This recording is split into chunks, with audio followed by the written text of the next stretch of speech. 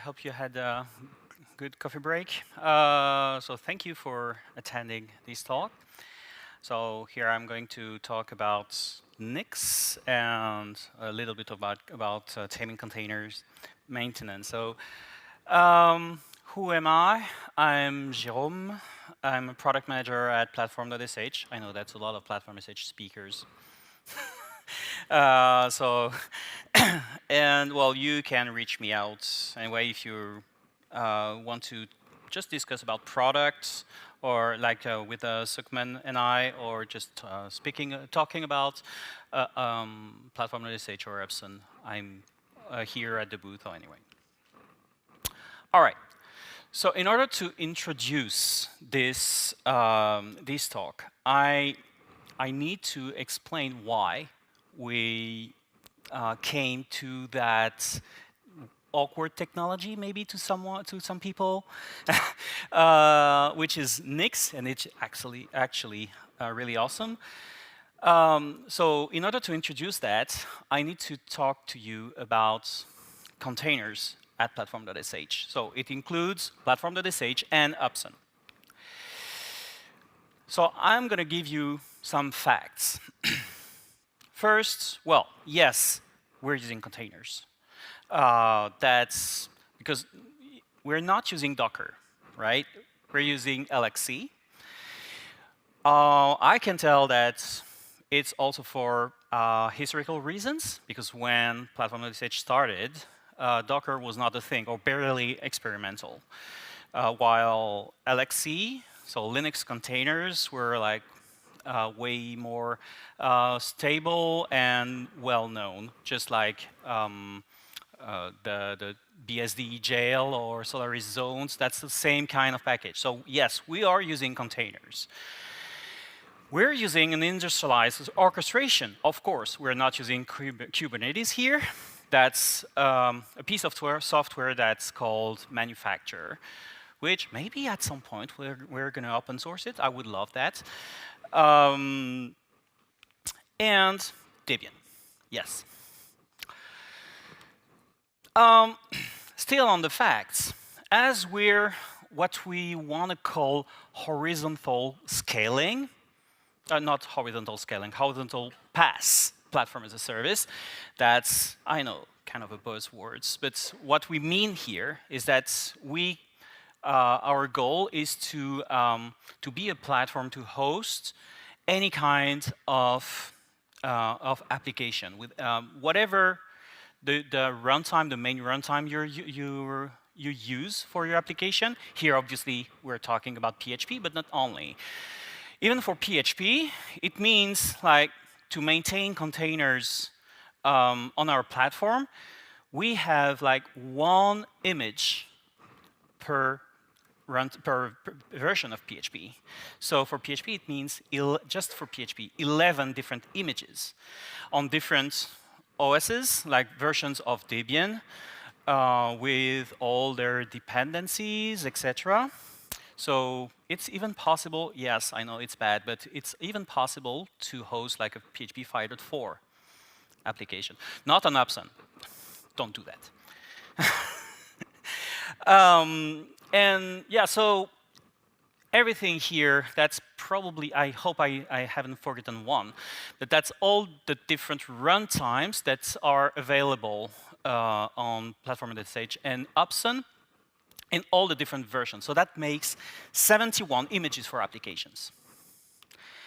But that's not only that, because you also need to, your applications need services, database, cache store like Redis or Memcached. You need RabbitMQ or something similar. You need Solr, or you need Elasticsearch or OpenSearch, etc. So that's also, each of these services also have their own container and their own image. So that's even a bigger list here. That's 95 images only for services. So that makes 166 images to maintain. Just to give you a picture, that's 3 people maintaining that full-time. And I'm telling you, they're freaking good at this. So that might be even more. That's really a lot of work and not something that's really nice to do. But that's not it. What about the packages that you need? Because, yeah, of course, you need PHP in your container. But I guess you will need some kind of tool to generate your images, your miniatures, like ImageMagick, for instance. You would probably need something to convert in PDF. I mean, there is a lot of different things that you can do here. So let's add a few packages. So it's close to Christmas, so I made my list for Santa. I want PHP 8.3, obviously, because I'm always running on the bleeding edge. I really want this latest version. Yeah, I also want PHP 2.7. Well, I have this old build script that has been written like a decade ago. I know that, but I'm lazy. So I'm on bleeding edge, but ish. I need ImageMagick.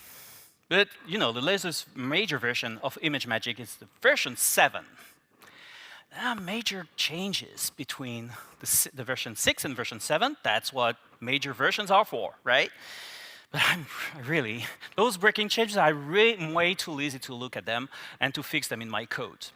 I should do that, I know, but I will do that eventually. Yeah, and I want LibreOffice, because why not?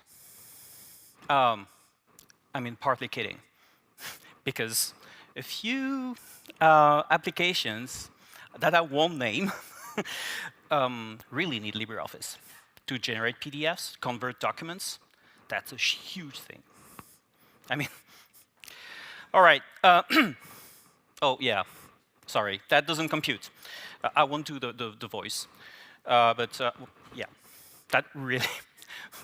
Why it doesn't compute? Because that's what we call here dependency hell. First, oh yeah, I didn't mention the eerie PHP extension, because I want this very nasty thing that no one uses anymore. And I like this word eerie, because at first it's just odd, just awkward, and it becomes sinister. Yeah, usually if you try to do that on a normal system, because here we're talking about one application image. Of course, we could get help with other containers. But here we're talking about your application container, because, for example, the ImageMagick, you need it in your application container to be able to call it from your PHP script. And you need this Python stuff, because you need, in order to build your piece of software, you absolutely need that. And actually, I have a little anecdote.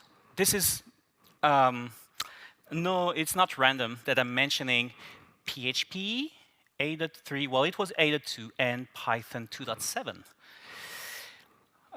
Exactly 1 year ago, when PHP 8.2 came out, Fabien wanted to upgrade the Symfony.com website to use PHP 8.2. And it broke. Why did it break? Because he had this Python scripts that no one uses anymore. For generating the documentation, we're using Sphinx. But a very old version of Sphinx that needed PHP 2.7. And the problem is that in the PHP 8.2 image, in order to get it, we had to do an upgrade of the OS, right? To get to the latest Debian version. PHP 8.2 fine, but Python 2 was gone. Try to compile it now with PHP just alongside. And you will end up with something like this. And yeah, that's the XKCD cartoon. Like every now and then, I realized that I'm maintaining a huge chain of technology solely to support itself. That's usually how it becomes. So, what's next? What is there a solution for this? Yeah, of course, there is a solution. It's called Nix. Yeah, okay. So what is Nix? And why is it so awesome? It's a functional package manager. What does that mean? Is that first, it's supported by a functional language. But it's first and foremost means that all the packages are actually treated like values. And as it's functional programming, all the functions that are used to generate the packages, we call that derivations in Nix, they cannot have side effects. And they are built in total isolation. So how do we do that? First, it's not possible to have undeclared dependencies because, for example, if you use deb files or RPM files, it can happen actually quite often that dependencies are not declared like that. It can happen also if you're using Homebrew on macOS or on Linux, that can also happen. Here it's not possible. You cannot build something without declaring it. And, well, the good thing about Nix is that you can say it works on my machine. Because if it works on my machine, it will work on another machine, and I can give you the stamp. So I said that it's all the packages are built in total isolation. How is that possible? Well, first you have like this, what we call the Nix store. So Nix store in /nix/store. It's basically always /nix/store. I know you can probably change that, but don't do it. Every package lies there. And every package has files. Usually there are like directories and files into that in the Nix store. And they're stored with this kind of hash. Well, it's not complete here. And this hash is actually the unique identifier that captures the package itself and all its dependencies. It's a SHA-256 hash. And that what makes it unique and makes it possible to have everything to be run and built in total isolation. Which makes it seamless to have like several packages, several versions of the same package. So even like PHP 5.4 alongside PHP 8.3, which will be very hard to do even if you compile it, it's actually possible. So as I said, it's supported by a functional language. When you're just using it, you don't have to learn much about it. Of course, the more you dig into Nix, you will have to learn what is called Nix expressions. So there are Nix files with it's actually a very easy functional language where you're building kind of JSON-like stuff, but more advanced, kind of. And those Nix expressions will be evaluated in order to create those derivations. So each time that you build a Nix package, a Nix expression with saying, I want this package and this package and this package, and having also shell hooks to build everything, all this will become a new derivation of the Nix store with everything that you asked for. And it's also backed by Nix packages, which is the biggest the biggest package store in the world. As far as I know, it's more than 80,000 packages that are available. It's actually a huge GitHub repository, which Nix just requests whenever you want to install something. By default, everything is built from the ground up, so it's compiled. Hopefully, yes, there is also some cache, that's so pre-built binaries for most of the platforms. But it can happen that you actually need to compile something. So that's a very old picture, actually, because it's like showing Subversion 1.2. But that's actually a very good example. Because so on the left side, it shows like how it's supposed to work. Like you want the hello package here. The hello package depends on libc. Of course, everything depends on libc if you want to compile something. But that's the point, because it needs libc glibc 2.3.5, which itself has libc so.6. So that's the point, because if you rely on your own glibc from your operating system, you will have issues, probably. And same for Subversion here. The SVN one needs libsvn, which needs a specific version of libssl 0.9.7. Don't do that. That's really not safe. Which itself also needs libdb, etc., etc. So if we zoom in on a specific one, this is actually like in bold what we have. And every package is treated like that. So thanks to the hash, everything is actually completely isolated. All right. So now let's try again. And I try to do a little demo. I still want my PHP 8.3 because it rocks. With my eerie extension, well, I chose one. I chose soap. Nobody uses soap these days, right? I mean, except for the shower, etc. But well, that's also convenient because I'm running on a Mac. I still want my PHP 2.7. Spoiler alert, if you try to install it even with Nix, it will warn you that it's definitely not safe, so I have to override it. So I did add a specific environment variable for this, and ImageMagick. I dropped LibreOffice on purpose because we don't have 2 hours to build it. So let's try. OK, so for this, I'm going to use Nix shell. So Nix shell is like the command. Maybe I should zoom in more. Yeah.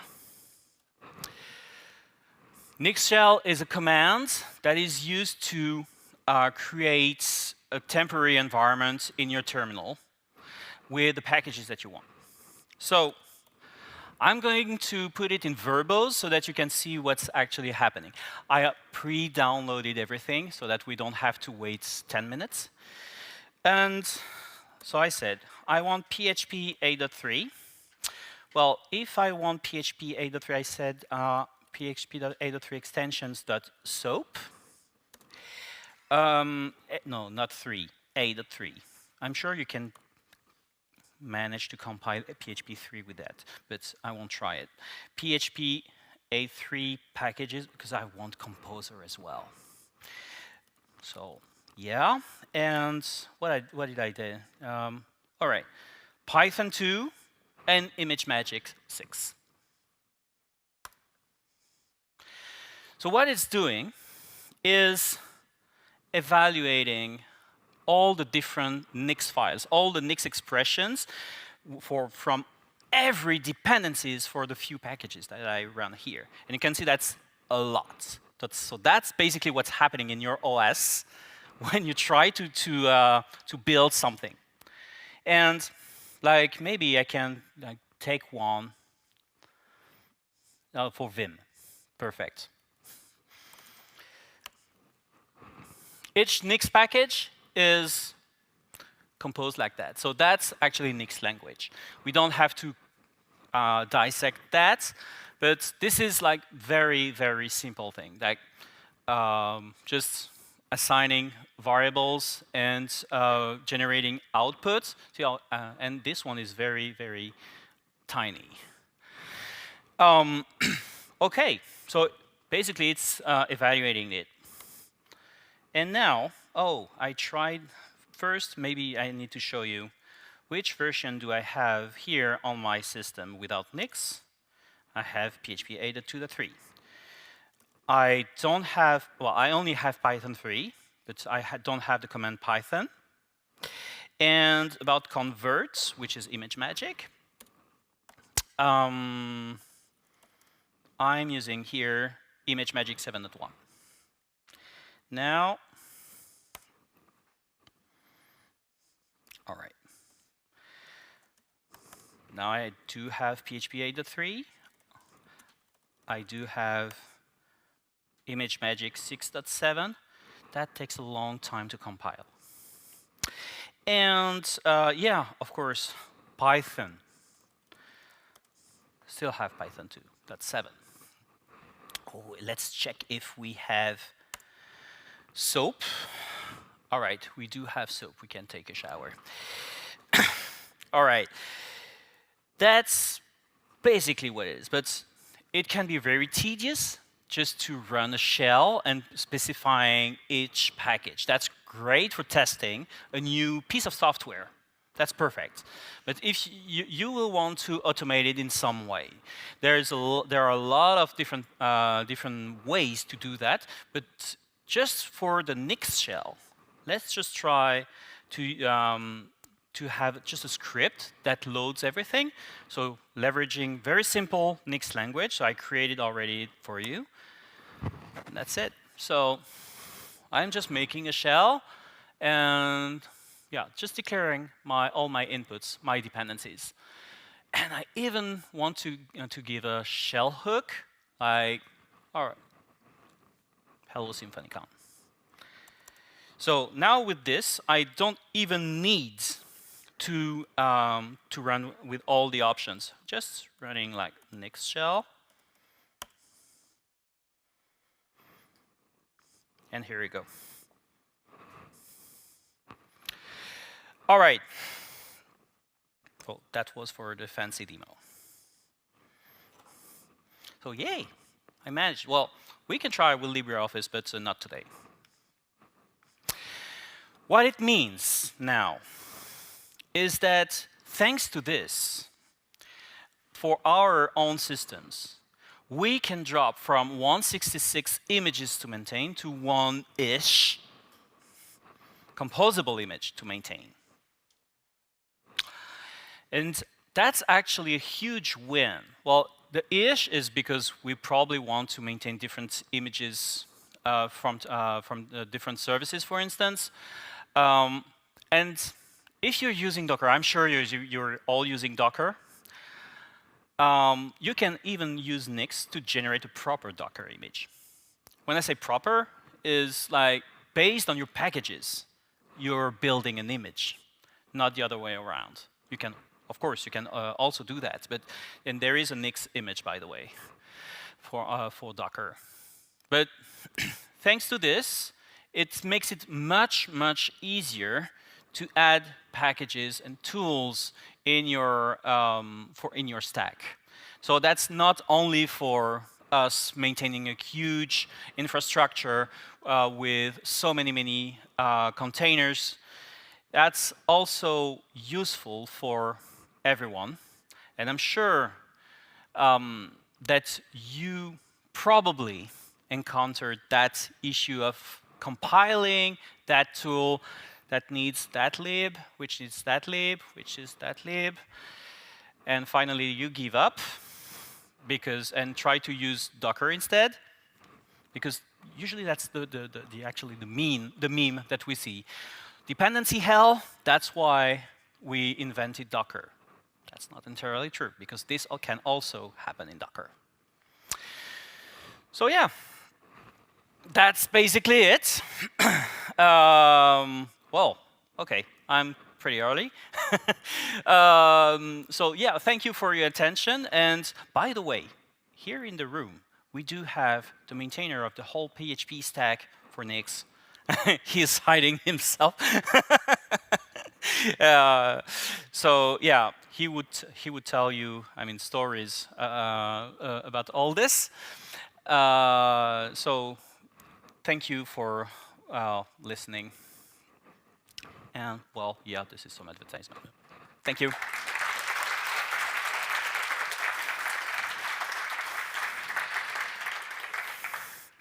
So obviously, we have time for questions. Oh yeah, the cube. All right.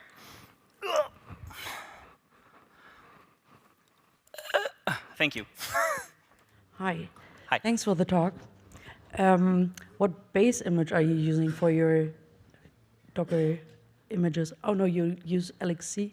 Yeah. But Well, is there a base image as well? I'm sorry, I just couldn't hear you. Is there a base? What kind of base are you using for your images? Oh, that's a good question. Well, that's basically Debian, and Debian using LXC, and so the base is like raw stuff, so from scratch. All right. Thanks.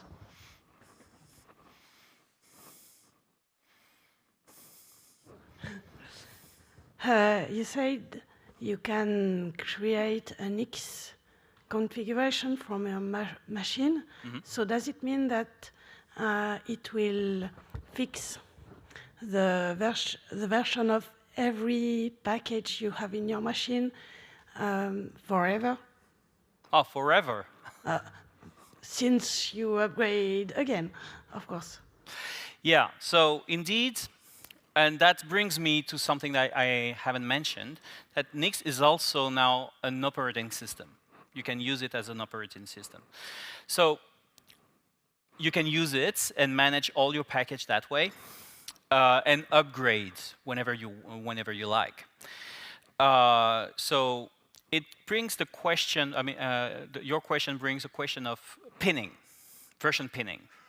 So yeah, if you just choose PHP 8.3, whenever you want to upgrade your stack, it will upgrade 8.3 until it ends, right? You will have to upgrade to use another version like 8.4 when it's out to upgrade to it, and it would do the same for every package, depending on how they're maintained. For example, well, ImageMagick is a bad example, but LibreOffice, they have 2 channels, so for short. They have 2 channels. The channel that I can't remember exactly, the current or fresh, and the other one that the not stable. They call it something fancy. So it's basically the latest, like bleeding edge, and the current known stable version. So you're free to choose one of those. But even if you're like following the main Nix packages channel, you can always pin packages. And to do that, you just have to refer to the commits that for your the commit on GitHub in Nix packages. Say, okay, I want this one. I want PHP 5.4. This is on this commit hash. Just provide it, and you're done. And then if you pin it, it won't upgrade unless you release the pin and to pin it to another version.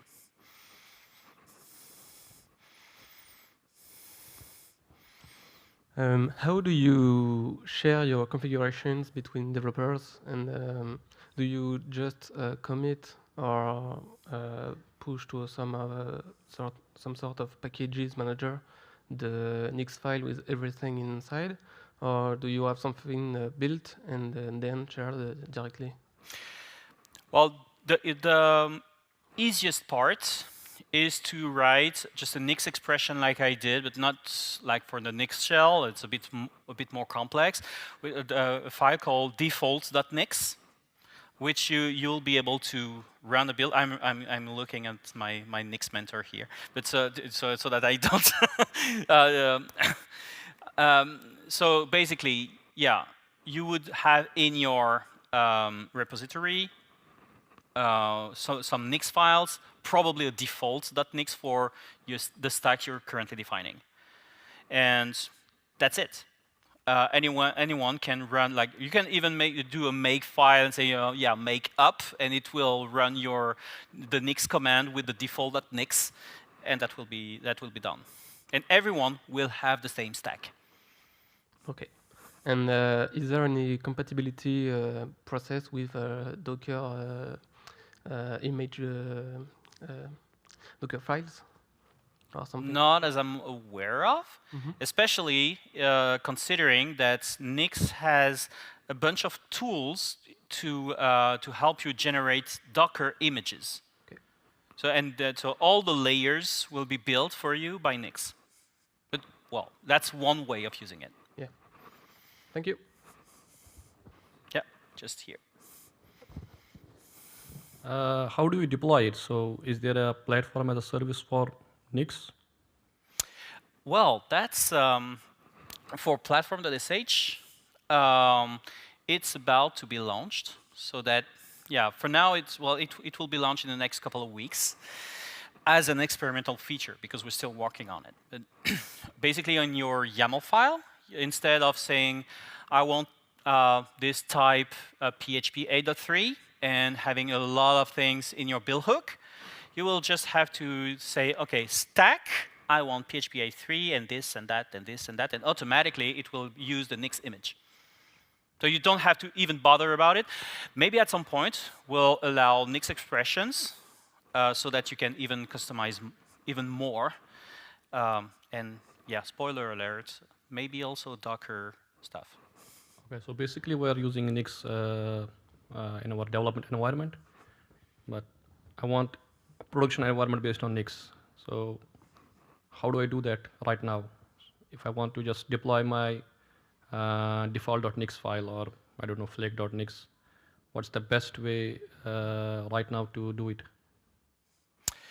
Currently, well, this would not be possible right now, but I'm sure we can figure something out here. And I would be very interested to discuss this matter with you furthermore, especially considering that we would like to allow this kind of stuff so that you can evaluate Nix expressions for your containers at build time.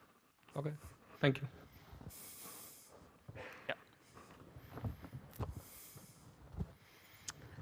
How does it work under the hood? I mean, is it some kind of LD preload magic or some static binaries for the dependencies of the binaries or the package? Yeah, so that's the cache.nixos.org. So that there is a huge platform to pre-build all these dependencies, all these packages, common packages, basically. And if it's not present, it will just compile. But you can even go further, and if you're not satisfied with that, you can always build an overlay, saying, okay, I want to use my cache layer so that will build all my dependencies, and my local Nix or my infrastructure will pick it first before the NixOS cache. Does that answer your question? Okay.